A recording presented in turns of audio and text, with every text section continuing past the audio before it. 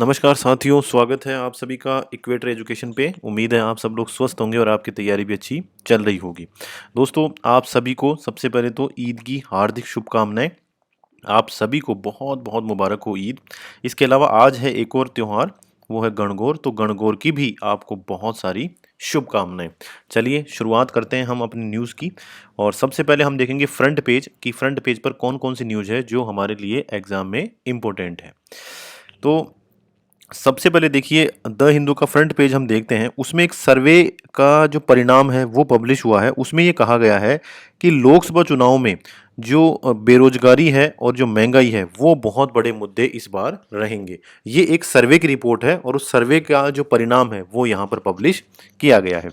उसके बाद में देखिए, अब हमने कल पढ़ा था कि जो दिल्ली हाई कोर्ट है उन्होंने दिल्ली के मुख्यमंत्री अरविंद केजरीवाल की जमानत याचिका खारिज कर दी थी और उन्हें जेल में ही रहने के लिए आगे कंटिन्यू किया था। और अरविंद केजरीवाल ने उस याचिका के अगेंस्ट में या उस फैसले के अगेंस्ट में सुप्रीम कोर्ट में अर्जेंट जो हियरिंग है उसकी एप्लीकेशन उन्होंने फॉरवर्ड की थी और वो एक्सेप्ट कर ली गई है। अब कुछ ही दिनों के अंदर सुप्रीम कोर्ट भी जो मुख्यमंत्री है अरविंद केजरीवाल उनकी याचिका के ऊपर या उनकी जमानत की याचिका के ऊपर फैसला सुनाएगा। इसके अलावा देखिए, जो पतंजलि लिमिटेड है, जो संस्थान था पतंजलि, बाबा रामदेव का आप जानते होंगे, इनके ऊपर ये आरोप लगाया गया था कि इन्होंने जो विज्ञापन दिए या जो दावे किए वो भ्रामक थे, वो झूठे थे।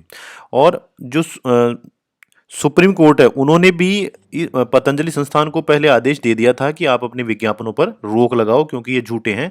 उसके बावजूद भी पतंजलि आयुर्वेद के द्वारा उन पर रोक नहीं लगाई गई और अब सुप्रीम कोर्ट बहुत ज़्यादा सख्त हो गया है। और 2 बार बाबा रामदेव उनकी कंपनी के द्वारा सुप्रीम कोर्ट से माफ़ी मांगी गई है, लेकिन उसके बावजूद सुप्रीम कोर्ट ने कहा है कि नहीं, आप पर मुकदमा चलाया जाएगा। उसके बाद में देखिए, इंपॉर्टेंट निर्णय दिया है इलेक्शन कमीशन ने। जो चुनाव आयोग है उन्होंने ये कहा है, सभी राज्यों की जो चीफ सेक्रेटरी है उनसे ये कहा है कि जो होर्डिंग्स और बैनर लगे हुए होते हैं जिनके ऊपर स्पॉन्सर का नाम नहीं है उनको तत्काल हटा दिया जाए। स्पॉन्सर का नाम होने का मतलब है, जैसे मान लीजिए ये एक बैनर लगा हुआ है, इस पर लिखा हुआ है कि आप वोट दें और यहाँ पर कैंडिडेट की फोटो है, यहाँ पर मतदान का वो चिन्ह है पार्टी का, वो सारा लिखा हुआ है, लेकिन नीचे वो नाम लिखा रहता है कि ये जो इतना बड़ा एडवर्टाइजमेंट है ये किसके द्वारा पब्लिश करवाया जा रहा है। तो वो जब नाम लिखा रहता है तो इलेक्शन कमीशन को क्या है, आसानी होती है ये पता लगाने में कि कौन सा कैंडिडेट कितना चुनाव खर्च कर रहा है और वो जो खर्च कर रहा है वो खर्च की लिमिट में आता है या नहीं आता है।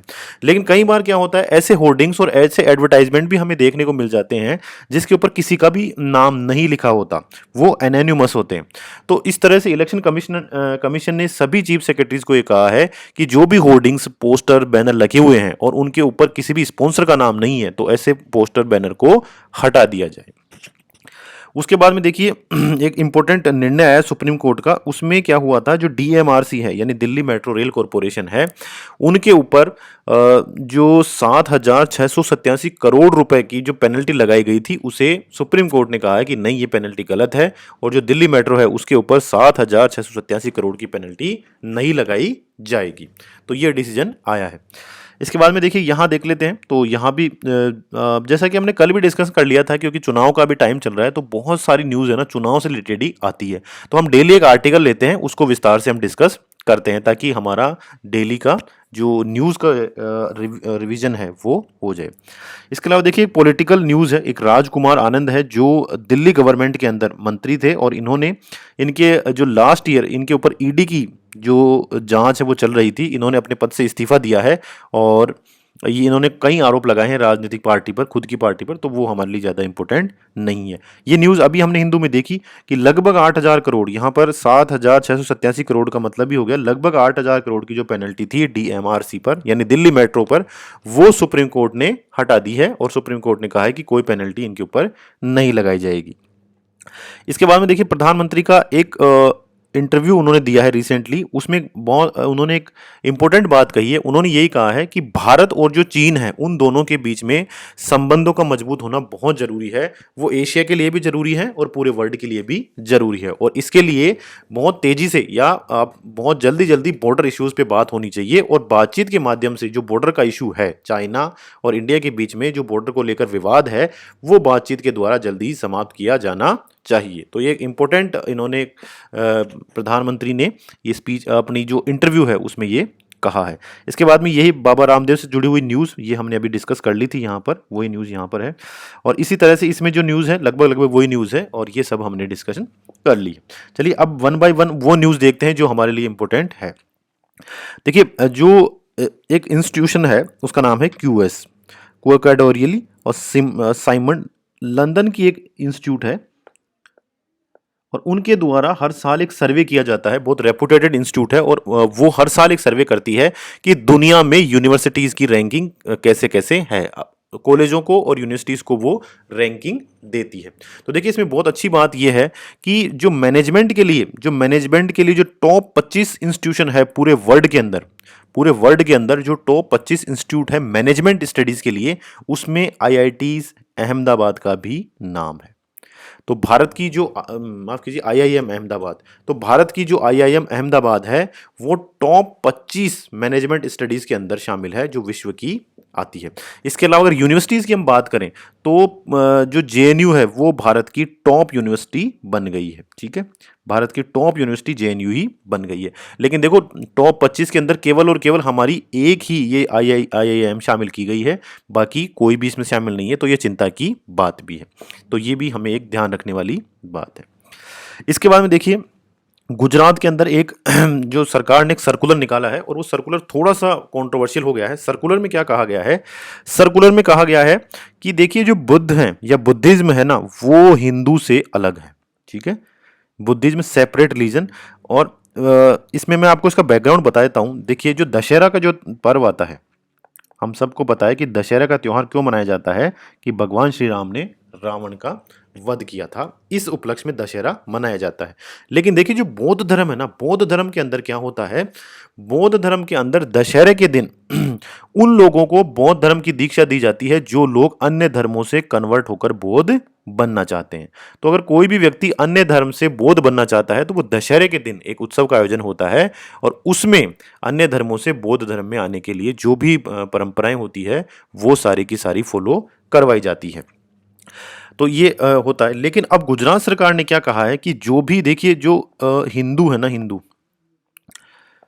हमारे संविधान के अंदर अगर आर्टिकल 25 हम पढ़ेंगे, अभी हम देखेंगे, तो उसमें तो यही कहा गया है कि हिंदुओं के साथ साथ हिंदुओं के अंदर ही जो जैन है, जो पारसी हैं, जो सिख हैं और जो बौद्ध हैं, ये सभी इसी हिंदू के अंदर शामिल किए जाएंगे। ये हमारे संविधान के आर्टिकल 25 में कहा गया है। लेकिन गुजरात सरकार ने एक सर्कुलर निकाला है और उन्होंने कहा है कि कोई भी हिंदू व्यक्ति, अगर कोई भी हिंदू व्यक्ति बौद्ध धर्म को अपनाना चाहता है तो वो अपनी खुद की इच्छा से नहीं अपनाएगा। अभी हम आर्टिकल 25 पढ़ेंगे जिसमें आज़ादी है हर व्यक्ति को कि वो अपने धर्म को अपनाए या उसे किस तरह से वो परफॉर्म करे। लेकिन जो गुजरात सरकार का सर्कुलर है उसमें कहा गया है कि अगर कोई भी हिंदू व्यक्ति बौद्ध धर्म को अपनाता है तो वो बिना सरकार की अनुमति के बौद्ध धर्म को नहीं अपना सकता, तो उसे सरकार की अनुमति लेना जरूरी है। तो ऐसा सर्कुलर निकाला है। अब हम संविधान का आर्टिकल 25 देख लेते हैं। देखिए इसमें लिखा हुआ है, आर्टिकल 25 में ये एक बहुत इंपॉर्टेंट बिंदु लिखा हुआ है। इसमें लिखा हुआ ये कि जहां भी हिंदू शब्द आता है तो उसका मतलब क्या है, सिख, जैन, बौद्ध, ये भी सिख, जैन, बौद्ध भी हिंदू धर्म के अंदर शामिल किए जाते हैं। सिख, जैन और बौद्ध तीनों के तीनों ही हिंदू धर्म के अंदर शामिल किए जाते हैं। ये है हमारे आर्टिकल 25 के अंदर एक्सप्लेनेशन दी हुई है। तो अब ये मामला जो है हाई कोर्ट में जाएगा, फिर सुप्रीम कोर्ट में जाएगा, तो वहां से जो कोर्ट है उसकी तरफ से भी वर्डिक्ट इस मामले में आ जाएगा। तो देखिए ये केवल यही न्यूज़ थी जो आज के न्यूज़पेपर में इंपॉर्टेंट थी, लेकिन फिर भी हम एक आर्टिकल लेंगे अच्छा सा जो हमारे लिए इंपॉर्टेंट है और उसको हम डिस्कशन करेंगे। पूरा का पूरा उस आर्टिकल को हम डिस्कस करेंगे ताकि आपके कंसेप्ट क्लियर हो जाएं और इससे रिलेटेड कोई भी क्वेश्चन आए, चाहे आपके मेंस एग्जाम में आ जाए या एसएससी रेलवे का आप एग्जाम दे रहे हैं वहां ही आ जाए, तो आप इसे आराम से अटेम्प्ट कर पाएं। तो आज का जो इंपॉर्टेंट इशू है वो हम देखेंगे सिटीजनशिप अमेंडमेंट एक्ट, सीएए। बहुत ज़्यादा खबरों में रहा, कुछ जगह इसका विरोध हुआ, कुछ जगह इसका ज़बरदस्त समर्थन हुआ, तो लगातार ये खबरों में हमारे बना हुआ है। तो हमें इसके बारे में जानकारी होनी चाहिए कि आखिरकार ये एक्ट है क्या, ये एक्ट क्या क्या प्रभाव करेगा, इसका विरोध क्यों हो रहा है, इसका समर्थन क्यों हो रहा है, इसमें अच्छाइयाँ क्या क्या है, इसमें कमियाँ क्या क्या है। तो वो सारी चीज़ें हम डिस्कस करते हैं। देखिए सबसे पहले हम देखेंगे नागरिकता आखिरकार होती क्या है। नागरिकता कानूनी स्थिति होती है किसी व्यक्ति की, और नागरिकता की वजह से कुछ विशेष अधिकार मिलते हैं और कुछ विशेष कर्तव्य भी मिल जाते हैं। देखिए जैसे आपको भी पता होगा जो हमारे मूल अधिकार हैं उसमें से ये जो 5 मूल अधिकार है, अनुच्छेद 15, अनुच्छेद 16, अनुच्छेद 19, अनुच्छेद 29, अनुच्छेद 30, ये 5 मूल अधिकार केवल और केवल भारतीय नागरिकों को ही मिलेंगे। विदेशी व्यक्ति इन अधिकारों का भारत में आकर क्लेम नहीं कर सकता है। ठीक है। इसके अलावा जो मूल कर्तव्य हैं हमारे संविधान के अंदर, जो मूल कर्तव्य हैं अनुच्छेद 51 क में, 51 ए के अंदर जो मूल कर्तव्य है ना, वो भी केवल और केवल भारतीय नागरिकों के ऊपर ही लागू होते हैं।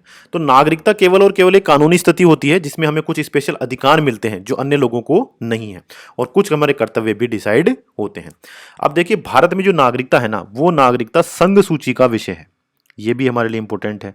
भारत के अंदर जो नागरिकता है वो संघ सूची का विषय है, और संघ सूची का विषय हुआ तो इसका मतलब क्या हुआ कि इससे संबंधित कानून, इससे संबंधित नियम कौन बनाएगा? केवल और केवल संसद। राज्य के विधानमंडलों को ये अधिकार नहीं है कि वो नागरिकता संबंधी कोई कानून बनाए। आ गया बात समझ में? अब देखिए 26 जनवरी 1950 को हमारा संविधान लागू हुआ, और उस संविधान में भारतीय नागरिकों के लिए कुछ पात्रताएं रख दी गई। जैसे अब पात्रताएं हम आगे पढ़ लेंगे, लेकिन आप देखो 26 जनवरी 1950 को हमारे देश का संविधान लागू हुआ और उसमें नागरिकता के बारे में एक अलग से ही चैप्टर बनाया गया। ठीक है। इसके बाद में क्या हुआ? इसी नागरिकता के प्रावधानों को लागू करने के लिए संसद के द्वारा नागरिकता अधिनियम 1955 लागू हुआ है। ये बहुत इंपॉर्टेंट है। देखिए तो अभी हम जो CAA पढ़ रहे हैं ना, सिटीजनशिप अमेंडमेंट एक्ट 2019, तो देखिए सिटीजनशिप अमेंडमेंट एक्ट है, तो इसका जो मूल एक्ट है ये रहा, सिटीजनशिप एक्ट 1955, और इसी एक्ट के अंदर अभी परिवर्तन किया गया है, इसे हम कह रहे हैं CAA 2019। ठीक है। ये केवल अमेंडमेंट एक्ट है, मूल जो एक्ट है वो है भारतीय नागरिकता अधिनियम 1955। ठीक है। और अभी इसमें एक्ट में संशोधन कर दिया, इसीलिए इसका नाम रख दिया CAA। जो मूल अधिनियम है वो है सिटीजनशिप एक्ट 1955। ठीक है। तो इसी में ही अभी संशोधन किया गया है। अब देखिए 1955 के अंदर ये नागरिकता अधिनियम जो है संसद के द्वारा लागू किया गया। इसमें क्या कहा गया? नागरिकता कैसे मिलेगी? इनमें कहा गया नागरिकता 5 ही तरीकों से मिलेगी। आपका जन्म हो रहा है, आपका वंश भारत से संबंधित है, आप भारत में पंजीकरण करा रहे हो, अगर प्राकृतिकरण के माध्यम से अगर आप रेगुलर भारत में रह रहे हो तो आपको नागरिकता मिलेगी, और अगर मान लीजिए कोई द्वीप समूह या कोई भी क्षेत्र अगर भारत के अंदर आ जाता है, मान लीजिए कोई समझौता होता है भारत का किसी देश के साथ में और भारत को कुछ लैंड या कुछ क्षेत्र एक्स्ट्रा मिलता है, तो उस क्षेत्र में रहने वाले लोग अपने आप ही भारत के नागरिक बन जाएंगे। इसके अलावा एक अपवाद भी इसमें रखा गया है कि जो राजदूत होते हैं, जो दूसरे देशों के राजदूत हमारे देश में रह रहे हैं, अगर उनके बच्चों का जन्म हमारे देश में हो रहा है तो वो नागरिकता के लिए पात्र नहीं है। ठीक है, क्योंकि वो विदेश के हैं और वो केवल राजदूत के रूप में ही यहाँ रह रहे हैं। तो ये है नागरिकता अधिनियम 1955 जो संसद ने बनाया था। अब देखिए इसी नागरिकता अधिनियम में हमने संशोधन कर दिया 2019 के अंदर, तो ये केवल और केवल संशोधन है। आ गई बात समझ में? ये नागरिकता अधिनियम जो था 1955 का, उसमें केवल और केवल एक संशोधन किया गया है, तो इसे हमने कहा CAA। आ गया बात समझ में? जो मूल अधिनियम है वो है नागरिकता अधिनियम 1955, और उसमें संसद अब वर्तमान में 2019 में एक संशोधन करके छोटा सा एक उन्होंने संशोधन किया है, और उस संशोधन को ही हम CAA कह रहे हैं। इसमें देखिए क्या संशोधन किया गया। इसमें संशोधन ये किया गया कि इन 3 देशों से, आप यहां बिल्कुल ध्यान से सुने, आराम से सुने, कि इन 3 देशों से, केवल और केवल इन 3 देशों से, कौन कौन से? पाकिस्तान, बांग्लादेश और अफगानिस्तान। पाकिस्तान, बांग्लादेश और अफगानिस्तान, इन 3 देशों से जो नागरिक हमारे देश के अंदर आए हैं ना, उनको हम नागरिकता अब इजीली दे देंगे। ये मोटा मोटा अधिनियम है। केवल इन 3 देशों से जो लोग हमारे देश में आए हैं उनको हम नागरिकता देंगे। ठीक है। और अब नागरिकता कैसे देंगे? तो जो नागरिकता अधिनियम था 1955 का, उसमें तो जो प्रावधान है उन प्रावधानों को हम इजी करके और फिर उनको नागरिकता देंगे, ताकि उनको आराम से नागरिकता मिल जाए। आगे बात समझ में? बात यह है कि जो सिटीजनशिप एक्ट है 1955 का, उसमें संशोधन किया गया 2019 में, और उसमें एक ही आर्टिकल डाल दिया छोटा सा संशोधन करके कि पाकिस्तान, बांग्लादेश और अफगानिस्तान, इन 3 देशों से जो लोग आए ना हमारे यहाँ पे, उनको हम नागरिकता दे देंगे और इजीली दे देंगे। जो नागरिकता के प्रावधान है ना वो तो बहुत मुश्किल है, अभी हम देखेंगे। तो उस मुश्किल प्रावधानों को बहुत इजी करके इन 3 देशों से आए हुए लोगों को हमने नागरिकता दे दी। लेकिन देखो एक और छोटी सी चीज है कि इन 3 देशों से कौन सारे नागरिकों को हम नागरिकता नहीं देंगे। पाकिस्तान, बांग्लादेश और अफगानिस्तान से ऐसा नहीं कि जो आ गया उसी को नागरिकता देंगे, नहीं। इसमें हम किसको नागरिकता देंगे? केवल जो हिंदू है, सिख है, बौद्ध है, जैन है, पारसी है या ईसाई है, केवल इन्हीं धर्म के लोगों को हम अपने देश में नागरिकता देंगे। वापस रिपीट करता हूं, 2019 के अंदर जो नागरिकता अधिनियम 1955 था उसमें संशोधन किया गया और उसे हमने कहा सीए। इसमें क्या प्रावधान किया गया कि जो 3 देश हैं, केवल 3 देश, पाकिस्तान, बांग्लादेश और अफगानिस्तान, इन तीनों देशों में से जो नागरिक हमारे देश में आ रहे हैं उनको हम आसानी से नागरिकता दे देंगे। लेकिन नागरिक कौन से? सभी को नहीं देंगे, केवल और केवल कौन से? वो नागरिक जो धार्मिक उत्पीड़न या धार्मिक भय के कारण वो देश छोड़ के आए हैं, जो धार्मिक उत्पीड़न या धार्मिक डर से देश छोड़ के आए हैं। और वो कौन कौन हो सकते हैं? हिंदू होगा, सिख होगा, बौद्ध होगा, जैन होगा, पारसी होगा या ईसाई होगा। अब देखो ये जो तीनों देश है ना, पाकिस्तान, बांग्लादेश, अफगानिस्तान, ये मुस्लिम बाहुल्य कंट्री है। तीनों देश कौन से हैं? मुस्लिम बाहुल्य कंट्री है। तीनों देशों में जो बहुमत है, जो बहुत ज्यादा जनसंख्या है, वो है मुस्लिमों की। तो जो सरकार का जो कहना है वो ये कहना है कि देखिए हम ये जो अधिनियम में संशोधन लेकर आए हैं वो उन व्यक्तियों के लिए लेकर आए हैं जो इन 3 देशों में धर्म की वजह से पीड़ित हैं। पाकिस्तान, बांग्लादेश, अफगानिस्तान में जो व्यक्ति धर्म की वजह से पीड़ित है ना, उन व्यक्तियों को हम भारत की नागरिकता आराम से दे देंगे। अब धर्म से पीड़ित कौन होगा? देखो इन तीनों देशों में मुस्लिम बाहुल्य है, तो इनमें मुस्लिम तो पीड़ित होगा नहीं। सरकार का यह कहना है कि इनमें मुस्लिम तो पीड़ित होगा नहीं भाई, तो पीड़ित कौन होंगे? या तो हिंदू होंगे, सिख होंगे, बौद्ध होंगे, जैन होंगे, पारसी होंगे और ईसाई होंगे। तो सरकार का यह कहना है कि ये तीनों मुस्लिम बाहुल्य देश हैं, इसलिए मुस्लिम तो यहाँ पीड़ित होंगे नहीं धार्मिक रूप से। बाकी जो बेचारे उत्पीड़ित होंगे और हमारे देश में आ गए उनको हम इजीली नागरिकता दे देंगे। ये कानून सरकार ने पारित किया है। इसमें डेट क्या रखी? सरकार ने डेट रखी भाई 31 दिसंबर 2014 तक जो भी आ गया हो। 19 में अधिनियम पारित हुआ तो 31 दिसंबर 2014 या इससे पहले यानी 13 में, 12 में, 11 में, 10 में या 2014 तक जो भी व्यक्ति धार्मिक उत्पीड़न या धार्मिक डर के कारण इन 3 देशों से भागकर भारत में आ गए।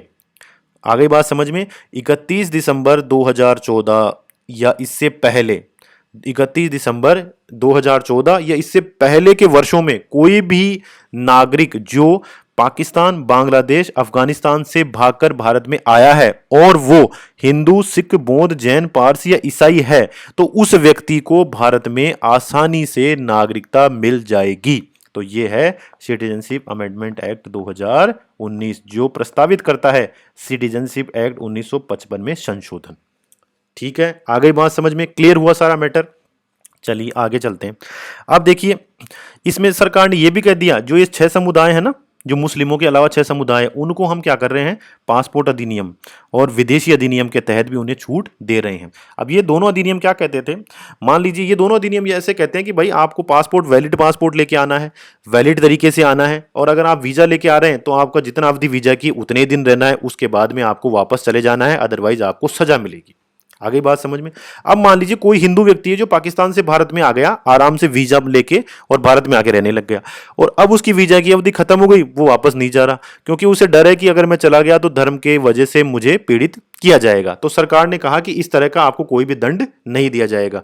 यानी कोई भी व्यक्ति अगर लीगल या इलीगल तरीके से इन 3 देशों में से पाकिस्तान, बांग्लादेश और अफगानिस्तान में से भागकर भारत में 2014 से पहले आ गया होगा और वो इस धर्म से संबंधित है, यानी इन 3 देशों से संबंधित कोई भी व्यक्ति अगर भारत में 2014 से पहले आ गया, चाहे लीगल चाहे इलीगल किसी भी तरीके से, और रह रहा हो लीगल या इलीगल किसी भी तरीके से, तो उन व्यक्तियों को नागरिकता दे दी जाएगी। ये है प्रावधान।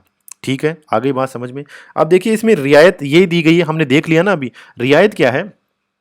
देखिए रियायत यही है देखो मूल जो एक्ट है वो तो ये कहता है कि भाई आप कम से कम पिछले 14 सालों में 11 साल भारत में रहो।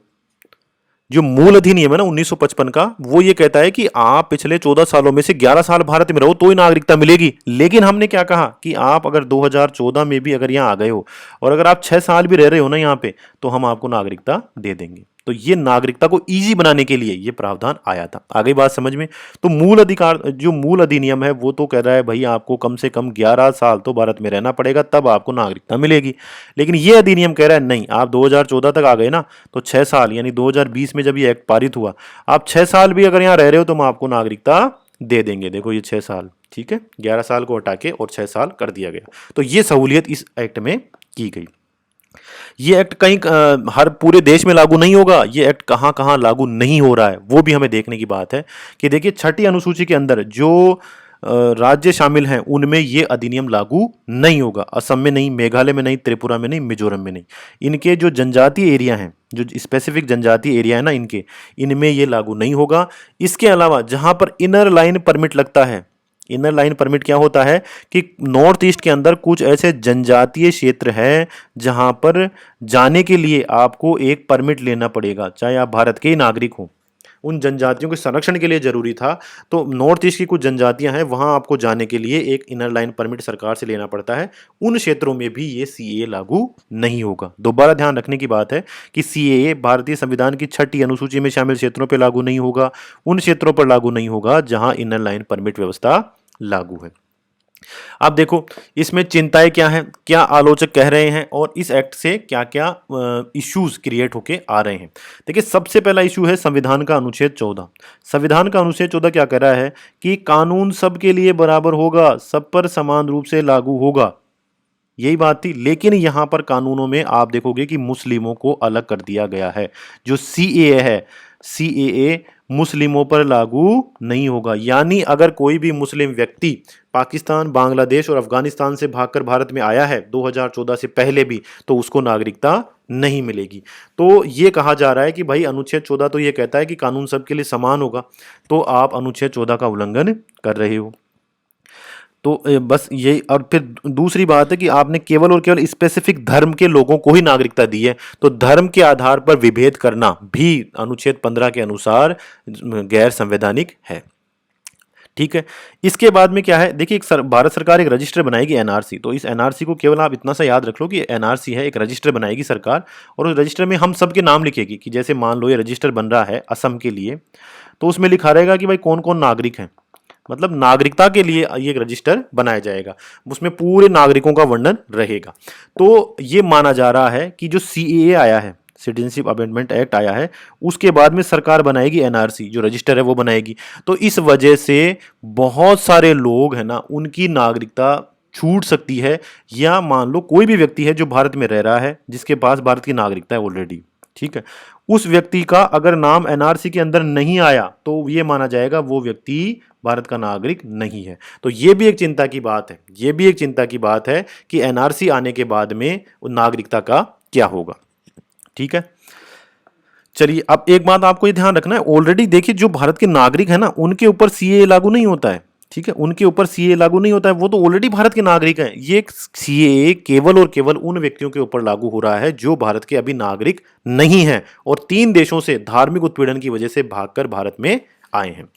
इसके अलावा देखिए असम समझौता जो है ना, भारत सरकार ने एक असम के अंदर समझौता किया था, उस समझौते को भी वोलेट किया जा रहा है इस सीएए के माध्यम से।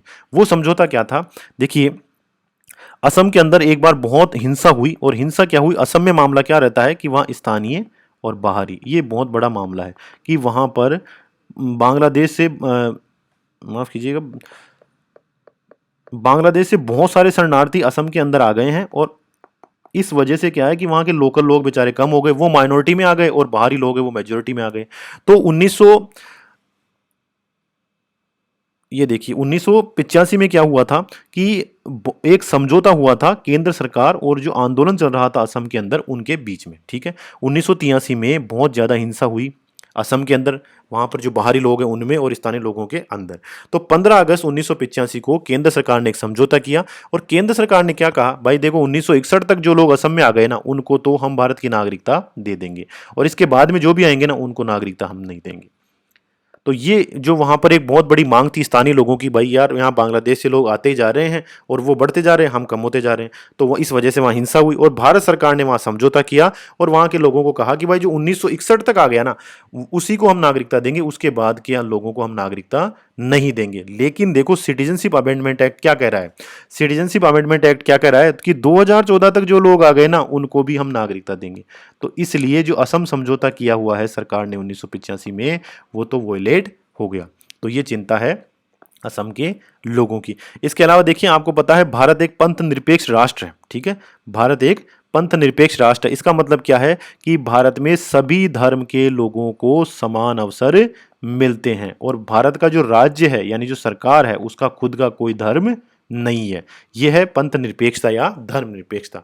लेकिन इस पर भी आंच आएगी, इस सिद्धांत के ऊपर भी, क्योंकि हमने कुछ विशेष धर्मों को ही अलाउ किया है, बाकी धर्मों को अलाउ नहीं किया है। और इस वजह से जो सामाजिक एकजुटता है ना, वहां पर भी दरार आ सकती है।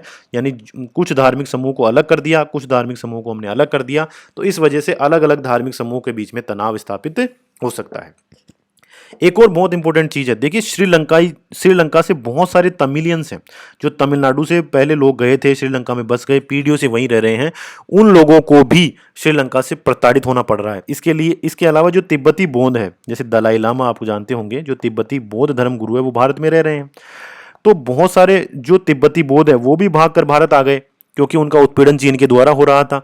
बहुत सारे तमिलियंस है वो श्रीलंका से भागकर भारत आ गए क्योंकि उनका भी उत्पीड़न हो रहा था और वो भी हिंदू है, ये भी हिंदू है और ये भी हिंदू है। लेकिन इन दोनों ही देशों से आने वाले हिंदुओं को भी नागरिकता नहीं मिलेगी क्योंकि हमने पढ़ लिया कि केवल और केवल 3 देशों से आने वाले लोगों को ही हम नागरिकता देंगे। कौन कौन से 3 देश? पाकिस्तान, अफगानिस्तान, बांग्लादेश। श्रीलंका और तिब्बत से आने वाले लोगों को नागरिकता नहीं मिलेगी जो कि हिंदू ही हैं। तो इस तरह से इसमें बहुत सारे धार्मिक समुदायों को तो छोड़ ही दिया गया है। ये असम समझौता हमने पढ़ लिया, तो उम्मीद है पूरा का पूरा आर्टिकल हमने डिस्कशन कर लिया, जितने प्रावधान थे वो सारे हमने पढ़ लिए और इसमें से जो प्रश्न आएगा मुझे पूरी उम्मीद है आप लोग आराम से उसको कर पाएंगे और ये आर्टिकल है, ये इशू है, आपके क्लियर हो गया होगा। इसकी पूरी जो पीडीएफ है वो आपको टेलीग्राम चैनल पे मिल जाएगी। इस वीडियो के डिस्क्रिप्शन बॉक्स में आप जाएं, टेलीग्राम चैनल ज्वाइन करें, वहाँ पर आपको इसकी पूरी पीडीएफ मिल जाएगी। आप सभी का वीडियो से जुड़ने के लिए बहुत बहुत धन्यवाद। Thank you very much.